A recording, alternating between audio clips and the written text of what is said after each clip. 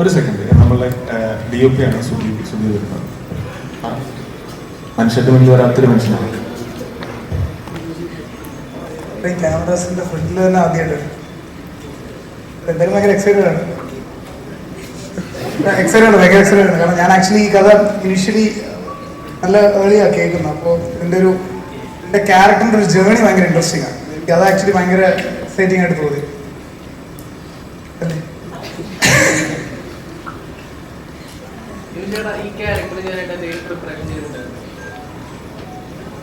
ഒരു 1-2 മണിക്കൂർ വിഗ് വയ്ക്കാൻ വേണ്ടിയിട്ട് ഞങ്ങൾ കുറേ നേരം പ്രിപ്പയർ ചെയ്തല്ലേ.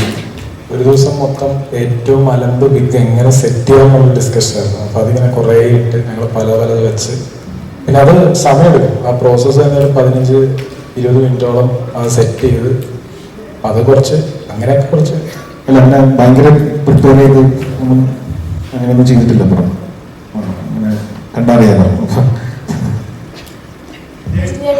ടീസർ ഇറങ്ങിയ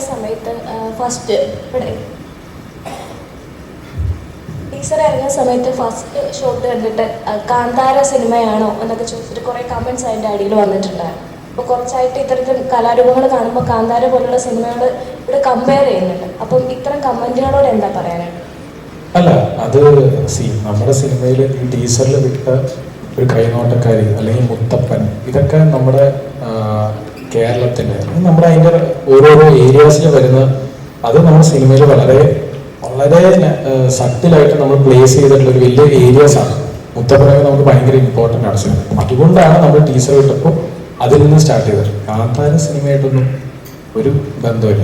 ജസ്റ്റ് ഞാൻ പറഞ്ഞില്ലേ, ഈ മുത്തപ്പൻ നമ്മുടെ മലയാളികൾക്ക് എത്രത്തോളം കണക്റ്റഡ് ആണ്. ഒരു കൈനോട്ടക്കാരി മുത്തപ്പൻ, അതുപോലെ കുറേ ക്യാരക്ടേഴ്സ് ഉണ്ട്. സലീമേട്ടൻ, മഞ്ജു ചേച്ചി ഗോപിയുടെ അമ്മയാണ്. ഈ ക്യാരക്ടേഴ്സൊക്കെ നമ്മുടെ ലൈഫിൽ നമ്മുടെ അമ്മമാരും ഇങ്ങനെയൊക്കെയാണ് നമ്മൾ കണക്ട് ചെയ്ത് വെച്ചിരിക്കുന്നത്. അപ്പം അതേപോലെ തന്നെയാണ് ആൽപ്പറമ്പിൽ ഗോപിക്ക് ഈ പറഞ്ഞ പോലെ മുത്തപ്പനും ഇവരെല്ലാം. ഇതാണ് മലയാളിയുടെ ഒരു സ്റ്റോറി എന്ന ബേസിസിൽ നമ്മൾ അങ്ങനെ ഒരു ടീച്ചർ കിട്ടും. Nothing to do with Kantara.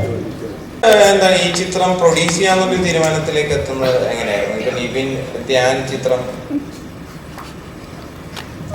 ഞാനും അത് ആലോചിച്ചുകൊണ്ടിരിക്കുന്നു. കാരണം ഇത്രയും ഫുൾ റിസ്കിൽ ഇപ്പം ഞാൻ ഇത്രയും സിനിമകൾ നിർമ്മിച്ചിട്ടുണ്ട്. പക്ഷേ ഞാൻ ആദ്യമായിട്ടാണ് ഫുൾ റിസ്കിൽ ഒരു സിനിമ ഇറക്കുന്നത്. അപ്പോൾ ഇതിൻ്റെ ഒരു അവസ്ഥ എന്താകുമെന്ന് ഞാനിങ്ങനെ കുറേ ദിവസങ്ങളായിട്ട് ഭാര്യ അതുകൊണ്ടിട്ട് എൻ്റെ കൂടെ നിൽക്കാതെ വീട്ടിൽ ടൂർ പോയേക്കാണ്.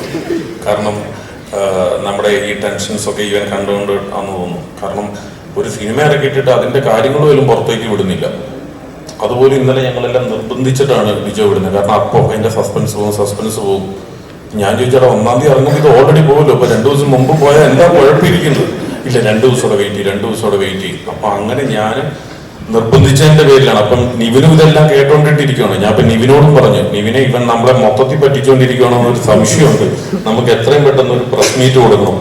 അങ്ങനെ നിവിൻ പറഞ്ഞു ശരി, അപ്പം അങ്ങനെയാണ് ഒരു പ്രസ് മീറ്റ് തന്നെ നമുക്ക് വെക്കാന്നുള്ള ഒരു വാശിയുടെ പുറത്താണ് ഇന്ന് പ്രസ് മീറ്റ് പോലും വെച്ചത്. അല്ലെങ്കിൽ ഇന്ന് മിനിങ്ങാന്നിറങ്ങിയ ടീച്ചറും കാണത്തില്ല, ഇന്നത്തെ പ്രസ് മീറ്റും കാണത്തില്ല. അപ്പം ചിലപ്പോൾ എനിക്ക് ഡൗട്ട്, നാളെ കഴിഞ്ഞ് ചിലപ്പോൾ ഞാനും കാണത്തില്ല.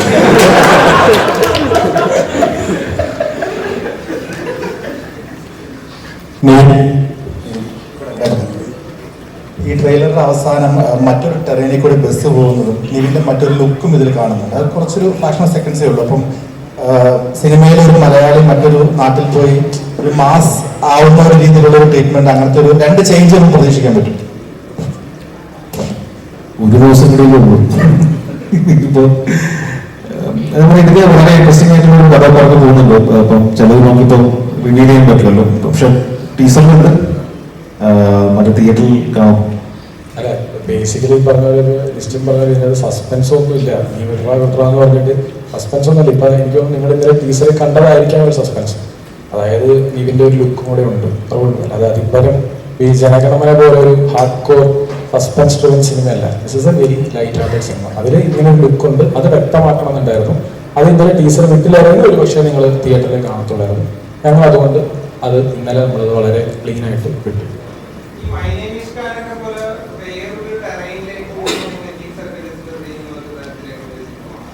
ഇത് ആക്ച്വലി ഞാനും കണ്ടു കുറേ സിനിമകൾ, ഈ പറഞ്ഞ മൈ നെയിം ഈസ് ഖാൻ, ഇങ്ങനത്തെ കുറേ സിനിമകളുടെ റെഫറൻസ് ആണ് എന്ന് പറയുന്നവരാണ്. സത്യം പറഞ്ഞാൽ ആ സിനിമയൊക്കെ നമ്മൾ ഭയങ്കരമായിട്ട് ഇൻസ്പയർ ആയിട്ട് കാണുന്നത്, അത് വേറെ ലെവൽ സിനിമയാണ്. ഇത് എനിക്ക് തോന്നുന്നു ഇപ്പോൾ ജനഗണമനയുടെ സമയത്ത് നമ്മൾ April 22 ഇറങ്ങുന്നതിന് മുന്നേ അത് പലരും പറഞ്ഞു അബ്ദുൽ നാസർ മദനിയുടെ കഥയാണോ എന്നൊരു ചോദ്യം ഉണ്ടായിരുന്നു. പക്ഷെ അത് നിങ്ങൾ April 22 വന്ന് കണ്ടപ്പോൾ നിങ്ങൾക്ക് മനസ്സിലായി. അതുപോലെ തന്നെ ഇത് അൽപ്രബൽ ഗോപിയുടെ കഥയാണ്. 24 മണിക്കൂറുള്ളൂ. നാളെ വരുമ്പോൾ അത് വളരെ ക്ലിയർ ആണ്. സിമ്പിൾ. ഇത് റിലീസ് ചെയ്യുന്ന ഡേയ്സ്, അതായത് നാളെ തന്നെ May 1 റിലീസ് ചെയ്യുന്നു. കറക്റ്റ് അത് തൊഴിലാളി ദിനം. ഇത് കറക്റ്റ് ഒരു എന്തോ എല്ലാം സ്പെസിഫൈ പോയിന്റ് ചെയ്യപ്പെടുന്ന പോലെ ഒരു തോന്നൽ. അല്ല, അതാണ് തൊഴിലാളി ദിനത്തിൽ ശരിക്കും ഒരു പണിയെടുക്കാത്ത രണ്ടുപേരുടെ കഥയാണ് അത്. കാര്യം വളരെ ഡീപ്പ് റൂട്ടായിട്ട് സാധാരണക്കാരനെ റോ ആയിട്ടുള്ള ഒരു മലയാളി, അവൻ ഇങ്ങനെ മുങ്കി മുണ്ടൊക്കെ എടുത്ത് സൈക്കിളിൽ നടക്കുന്നവൻ, പത്രമൊക്കെ വായിച്ച് ഇങ്ങനെ നടക്കുന്ന ഒരു തന്നെ അവന്റെ അമ്മ. അപ്പൊ അത് ലിസ്റ്റിനായാലും അന്ന് പറഞ്ഞു May 1 നമുക്കൊന്ന് ടാർഗറ്റ്, ഐ മീൻ അതൊരു ഓപ്ഷൻ അല്ലേ എന്ന് പറഞ്ഞപ്പോൾ ശരിയാണ്, ഞങ്ങൾക്ക് എല്ലാവർക്കും ഭയങ്കരമായിട്ട് കണക്ട് ആയി. ശരി, അതായത് സിനിമയിൽ അതിനാണല്ലോ ഒരു പണിയില്ലാത്ത അവന്റെ കഥയല്ലേ. അപ്പൊ അത് May 1 അതാണ് ഇന്ന് പ്രസ് മീറ്റ് വെച്ചതിന്റെ മെയിൻ ഇതാണ്. പലർക്കും ഈ പറഞ്ഞ പോലെ ബുധനാഴ്ച ഒരു സിനിമ റിലീസ് അവർക്ക് കിട്ടിയിട്ടില്ല. അതുകൊണ്ട് അതൊന്ന് എൻഫോഴ്സ് ചെയ്യാൻ, റീഇൻഫോഴ്സ് ചെയ്യാനാണ് നമ്മളുടെ ഉദ്ദേശം ഈ മൊമെന്റിൽ. ജസ്റ്റ് ഒരു കാര്യം, അതിൽ ഈ സിനിമ 2 മണിക്കൂർ 40 മിനിറ്റ് ഉണ്ട്. 2 hours 40 minutes നമ്മളെ സംബന്ധിച്ചറിയാം ഒരു ലെങ്തി സിനിമ തന്നെയാണ്. ഞങ്ങളതിൽ സ്റ്റിക്ക് ഓൺ ചെയ്യണം. ഈ സിനിമയിൽ ഞങ്ങൾ മായം കലർത്താൻ ശ്രമിച്ചിട്ടില്ല. ഇതിൽ മായം കലർത്തി ഇത് പൊല്യൂട്ട് ചെയ്ത് ഇത് കുറച്ചുകൂടെ അങ്ങനെയൊന്നും നമ്മൾ വിചാരിച്ചിട്ടില്ല. ജെനുവിൻലി ഞങ്ങൾ ഈ സിനിമയ്ക്ക് വിശ്വസിക്കുന്ന ലെങ്ത്തിൽ ഞങ്ങൾ ഇത് സിനിമ ഇറക്കുകയാണ്. അതിനൊരു കാര്യം എന്ന് വെച്ചാൽ ഇന്നത്തെ മലയാളി ഓഡിയൻസ് ഞങ്ങൾ വിശ്വസിക്കുന്നു ഈ പറയുന്ന ഏറ്റവും കൂടുതൽ പലതരത്തിലുള്ള സിനിമകൾ കാണാൻ വില്ലിംഗ് ആണ്. അവർ വില്ലിംഗ് ആയിട്ടുള്ളവരുടെ മുന്നിൽ ഞങ്ങളിനി സിനിമയെ മായം കലർത്തുന്നോ പൊല്യൂട്ട് ചെയ്യേണ്ടോ കാര്യമില്ല. അത് ഈ വർഷത്തെ ഈ ട്രാക്കോട് വെച്ചിട്ട് ഈ പറയുന്ന മലയാളികൾക്ക് അത് കണ്ട് ഇഷ്ടമാവുമെന്ന് ഞങ്ങൾ പ്രതീക്ഷിക്കുന്നു, പ്രാർത്ഥിക്കുന്നു. ഞങ്ങളായിട്ട് ഇതിനെ പൊല്യൂട്ട് ചെയ്യാൻ നോക്കിയിട്ടില്ല. ഞങ്ങൾ ജെനുവിനായിട്ട് തന്നെ 100% കോൺഫിഡൻ്റ് ആയിട്ട് തന്നെ ഈ സിനിമ നോക്കും.